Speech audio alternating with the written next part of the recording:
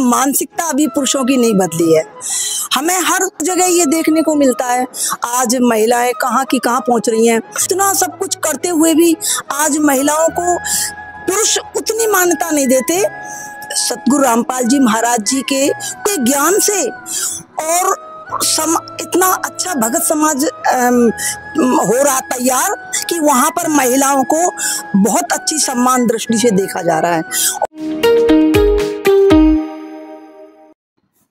नमस्कार दर्शकों, बहुत बहुत स्वागत है आपका ऐसे न्यूज चैनल में। ऐसे न्यूज आपको हमेशा सामाजिक मुद्दों पे, धार्मिक मुद्दों पे और जो करंट के जो समाज में जो कुरीतियां हैं उनसे आपको अवगत कराता है, उनके क्या समाधान है और समाज में किस तरह से इन कुरीतियों को जड़ से मिटाया जा सकता है। तो इस वीडियो में हमारी यही खास पेशकश है। हमारे संग एक महिला जुड़ चुकी हैं जो कि संत रामपाल जी महाराज जी की अनुयायी हैं। इनसे बातचीत करते हैं और समाज में महिलाओं की जो स्थिति है, 21वीं सदी आ गई है, क्या महिलाओं की स्थिति में कोई सुधार हुआ है, क्या संत जी भी कोई कार्य कर रहे हैं, इन सब के बारे में बातचीत करते हैं। जी नमस्कार मैम। नमस्कार जी। क्या नाम है आप जी का, आप कहाँ से हैं? जी मैं मीरा दासी हूँ और यहाँ जगतपुरा से आती हूँ। मीरा जी ये बताइए, आज हम 21वीं सदी में जी रहे हैं, तो आज की स्थिति में क्या वास्तव में महिलाओं की स्थिति में सुधार आया है? महिलाएं हर क्षेत्र में प्रगति कर रही हैं, तो आज समाज जो बोलता है महिलाएं किसी पुरुष से कम नहीं है, तो वास्तविकता में वो समाज ऐसा मानता है या केवल बोलने वाली मात्र बातें हैं? देखिए कि सरकार ने इस तरफ ध्यान तो दिया है और काम भी किया है, लेकिन जितना काम किया है उसके मुताबिक मानसिकता अभी पुरुषों की नहीं बदली है। हमें हर जगह ये देखने को मिलता है, आज महिलाएं कहाँ की कहाँ पहुंच रही हैं। कोई पायलट है, कोई वकील है, कोई पुलिस में भी इंस्पेक्टर बन रही हैं। इतना सब कुछ करते हुए भी आज महिलाओं को पुरुष उतनी मान्यता नहीं देते। महिला को महिला ही समझते हैं, उतनी थोड़ी सी हीन भावना ही रखते हैं, जबकि महिलाएं आज हर क्षेत्र में आगे हैं। घर को भी संभाल रही हैं अच्छी तरह से और बाहर भी अपना पुरुषों के साथ बराबर काम कर रही हैं और बल्कि आगे से आगे बढ़ रही हैं महिलाएं आज। लेकिन फिर भी पुरुषों की मानसिकता उतनी है कि हाँ वो महिलाएं हैं, वो तो महिला ही है, महिलाओं के बाद ठीक है महिला है। आज कई जगह पर हमने ये भी देखा है कि महिलाओं के साथ में और पुरुषों के साथ में उनकी सैलरी पर भी विवाद पाया गया है कि वो महिला है इसलिए उनको उतना ही मिलेगा, वो पुरुष है उनको इतना मिलेगा, जबकि काम महिला पुरुष दोनों बराबर कर रहे हैं और अच्छा कर रहे हैं। और जो महिलाओं के साथ उत्पीड़न होता है, अत्याचार होता है, तो क्या केवल बिना पढ़ी या जो हाउसवाइफ है उनके साथ होता है या जो अच्छे पद पे कार्यरत है उन महिलाओं के साथ भी आज भी घरेलू हिंसा होती है? जी नहीं, सभी के साथ कुछ ना कुछ कम या ज्यादा कहीं ना कहीं सबके साथ हो रहा है। आज महिलाएं बड़े से बड़े पद पर काम कर रही हैं, उनके साथ भी जो उनके अधिकारी लोग हैं या बाहर के लोग हैं, समाज के लोग हैं, उनको एक हीन दृष्टि से थोड़ा सा ऐसा देखते हैं कि हाँ महिला ही तो है। लेकिन पुरुष उसमें अहम भावना रहती है। तो मीरा जी हम 21वीं सदी में जी रहे हैं, तो महिलाओं की स्थिति कैसे सुधरे, कैसे विमेन एम्पावरमेंट और महिला सशक्तिकरण के लिए क्या कुछ किया जा सकता है? देखिए आज सतगुरु रामपाल जी महाराज जी के करोड़ों में अनुयायी हैं और उनके ज्ञान से और इतना अच्छा भगत समाज हो रहा तैयार कि वहां पर महिलाओं को बहुत अच्छी सम्मान दृष्टि से देखा जा रहा है। और जो महिलाओं की जो हीन भावना है ना, वो बिल्कुल भावना नहीं है, क्योंकि आध्यात्मिक दृष्टि से ये हमारे सदगुरु जी ने बताया है कि जब परमात्मा ने महिला पुरुष में कोई किसी तरह का भेद नहीं रखा, तो फिर हम इंसान पुरुष क्यों इन महिलाओं में भेद रखता है।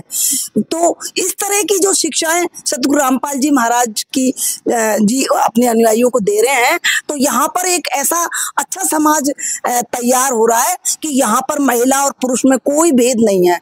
मीरा जी आपने बताया कि करोड़ों में संत रामपाल जी महाराज जी के आज अनुयायी हैं, अपने आप में आपका खुद का एक बहुत बड़ा भक्त समाज है, तो क्या वास्तव में वहाँ महिलाओं पुरुष की स्थिति बराबर है? किस तरह से उनको पूजा पाठ में भाग लेने दिया जाता है या किस तरह से उनके साथ व्यवहार किया जाता है? उनके साथ में बहुत अच्छा व्यवहार किया जा रहा है कि महिलाओं को किसी तरह की कोई रोक टोक नहीं है कि हर क्षेत्र में भगत समाज और भगतमतियां सब मिलके काम कर रहे हैं। वहां पर किसी तरह का कोई रोक टोक नहीं, स्त्री पुरुष में किसी तरह का भेदभाव नहीं है। और ये देखिए आपकी महिला जा करके जैसे कहीं भी धार्मिक क्रियाओं में काम महिलाएं भाग ले रही हैं, जबकि अन्य जगह पर उसको महिला होने के नाते उसको नहीं भेजा जाता है। और यहाँ पर सब चीजों में महिलाएं भाग ले रही हैं और हर तरह से पुरुषों जो सम्मान की दृष्टि से उनके हर विचार का उनको आदर देते हैं। तो आपका जो सतलोक आश्रम है, इसमें सभी धार्मिक कार्यक्रमों में महिलाएं भाग लेती हैं उसी पूर्ण भागीदारी के साथ? हाँ जी, पूर्ण भागीदारी के द्वारा। और इसमें कोई भी पुरुष किसी तरह का कोई भी भगत किसी अपने बहन बेटी को या बहू को किसी भी तरह का कोई अड़चन नहीं पैदा करता। और उनको पूरा विश्वास है कि जिस तरह से समाज तैयार हो रहा है उसमें बराबर की भागीदारी, और महिलाएं पुरुष इतने अच्छे विचारों से यहाँ पर मिलजुल के सब काम करते हैं। जब होगा औरत का सम्मान तभी बढ़ेगा देश का मान। सम्मान के लिए संत रामपाल जी महाराज जी ने बहुत अच्छे कार्य किए हैं, लेकिन जो घरेलू उत्पीड़न है, जो अत्याचार है, उनके लिए क्या कोई खास मुहिम चलाई है? उनके लिए क्या क्या मुहिम संत रामपाल जी महाराज ने चलाई है लड़कियों के लिए? संत रामपाल जी महाराज जी ने लड़कियों के लिए खास तौर से बहुत अच्छी मुहिम चला रखी है। एक तो यहाँ पर कोई बिना दहेज की शादियां होती हैं, जिससे कि माँ बाप पर किसी तरह का कोई बोझ नहीं होती है बेटी। तो बेटी को इतना अच्छा माहौल मिलता है, माता पिता का इतना अच्छा प्यार मिलता है उनको कि वो अच्छे माहौल में पलती पोसती हैं। और उसको बच्ची को पढ़ाई पे पूरा ध्यान, बच्ची जो चाहती है जिस तरह से उसको पालन पोषण मिलता है, हर तरह से उसकी पूरी ख्वाहिशें पूरी की जाती हैं। और मीरा जी, दहेज के लिए सरकार भी काफी सारी मुहिम चला रही है, काफी हद तक वो प्रयास भी कर रही है, सफल भी हुई है। लेकिन जो इतनी पुरानी परंपरा है, क्योंकि आजकल काफी जो अमीर वर्ग है या गरीब वर्ग है और जो पुरुष वर्ग है, जो वर पक्ष है, उसको एक काफी मोटी रकम मिलती है, तो उसके लिए मना करना बहुत मुश्किल हो जाता है। हर कोई चाहता है कि मेरे हाथ में एक मुफ्त राशि, एक मोटी रकम आ रही है तो मैं क्यों मना करूं, जबकि सरकार काफी प्रयास कर रही है, काफी सारी धाराएं बनी हुई हैं, फिर भी केवल दिखाने के लिए बोला जाता है दहेज नहीं दिया जा रहा है, ना लिया जा रहा है। बाद में दहेज की डिमांड होती है। आप जानते हो ससुराल वाले पक्ष से दहेज की डिमांड 90% होती है। तो संत रामपाल जी महाराज जी के अनुयायी इतने दृढ़ता से इसका फॉलो कैसे कर पाते हैं कि वो बिल्कुल दहेज नहीं देते, इतनी मोटी आती हुई राशि को मना कर पाते हैं? इसलिए कि क्योंकि सद्गुरु रामपाल जी महाराज हम सभी अपने अनुयायियों को समझाते हैं कि धन लेने से उसका कभी जीवन यापन पूरा वो जीवन तो गुजर नहीं सकता उसके। और आप उस धन को लेकर के वो धन आपका कभी उससे आप कामयाब नहीं हो सकते। तो प्रैक्टिकल लाइफ में हम बोलने में बोलते हैं ठीक है, धन की या मोह माया की जरूरत नहीं है, लेकिन बिना धन के जीवन यापन भी नहीं होता। इसलिए अपनी बेटी की खुशियों के लिए एक मोटी रकम दी जाती है और वर पक्ष में एक मोटी रकम लेता है कि ठीक है, एक मोटी रकम आएगी तो हमारे घर का गुजारा चलेगा। तो इसमें क्या बुराई है और उसको क्यों मना करें? क्योंकि मानसिकता ये होती है ना कि हमें धन लेना है, आगे हमारी बेटी होगी तो हमें उसको लिए सब कुछ करना है, उसको भी धन देना है, उसका भी अच्छे से अच्छा वर मिलेगा तो उसको भी हमें मांग पूरी करनी है, इसका पालन पोषण करना है। तो मानसिकता वही काम करती है कि धन अर्जन करने की। तो वहाँ क्योंकि सद्गुरु रामपाल जी महाराज जी के ये सारे व्यर्थ के फिजूल खर्चे बिल्कुल खत्म हो जाते हैं, क्योंकि ना यहाँ पर दहेज देना है ना लेना है बच्चे को, और ना ही और भी अन्य कुप्रथाएं जैसी कुआ पूजन, छोचक देना, और भी बहुत सारी चीजें हैं जिसके कारण बच्ची को गर्भ में मार दिया जाता है। आज वो सारी प्रथाएं सद्गुरु रामपाल जी महाराज जी के अनुयायियों के द्वारा सब कुछ खत्म कर दिया गया है परमात्मा की। तो मीरा जी, जो वर पक्ष धन लेने की डिमांड रखता है तो वो जरूरी नहीं है किसी गलत भाव से रखता हो। वो सोचता है कि हम लोग उससे अच्छे से जीवन यापन करेंगे और अपनी बेटी को ही तो दे रहे हैं, बेटी आ रही है तो हम लोग मिलके उससे सुखी जीवन यापन करेंगे। तो इसमें क्या गलत बात हुई? क्या दहेज से फिर दुष्परिणाम सामने आते हैं? नहीं, दुष्परिणाम साथ में आते हैं, क्योंकि दहेज एक लालच को बढ़ाता है। और वो इंसान जिसने दहेज लिया है, आज उसने 2 लाख की मांग की है, उसकी निगाह ये रहेगी कि थोड़ा सा मुझे 5 लाख की जरूरत है, तो इसको थोड़ा सा कहूँ कि भाई तुम्हारे पिता ने वो चीज देने की कहा था और उसने दिया नहीं, तो उसको वहां पंच करने लग जाते हैं उस बेटी को। अब वो वहां ससुराल में जाकर अपने पियर में जाके कहेगी, तो वो उसको ऐसा माहौल मिल जाता है, वो बार बार उसका टोकना, बार बार उनका कहना, बार बार पिता का दुखी होना, उस तरह से ये चीजें फिर एक बहुत बड़ी घटना को अंजाम दे सकती हैं। या तो वो परेशान होकर वो जो बेटी है, या तो वो जहर खा के मर जाती है, या फिर दुखी जीवन होकर के, या वो उसके पिता को दुखी होकर के उसकी ख्वाहिश पूरी करनी पड़ती है।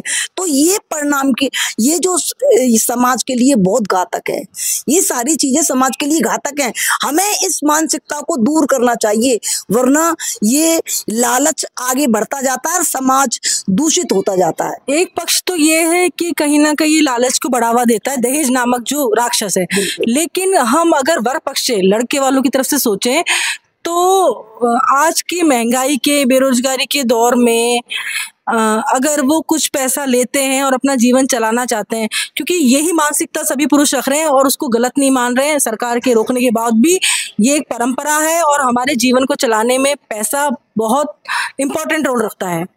बोलने से नहीं होता है कि बिना पैसे लाइफ कैसे चलेगी, तो इसलिए उनकी मानसिकता फिर कैसे बदले, बिना पैसे के वो लाइफ कैसे चलाएंगे, कैसे उनकी जीवन में बरकत होगी। देखो, वो जो मानसिकता है ना कि हमारे पैसे के बिना हमारी लाइफ नहीं ठीक से चलेगी, उसका कारण भी ये है कि कहीं ना कहीं उनकी जो भक्ति है, वो भक्ति करते हैं तो उस भक्ति का परिणाम उनको ठीक से दिखाई नहीं देता, उनको वो लाभ नहीं मिलता। सदगुरु रामपाल जी महाराज जी के जो भक्ति करते हैं अनुयायी, उससे उनको अपने आप ही परमात्मा की कृपा से उनको धन मिलता है, चारों तरफ से उनका खुशहाल जीवन रहता है, उनको अच्छा धन मिलता है, अच्छा उनका जीवन यापन होता है, तो उनको जरूरत पड़ती नहीं है कि हम किसी से धन लें।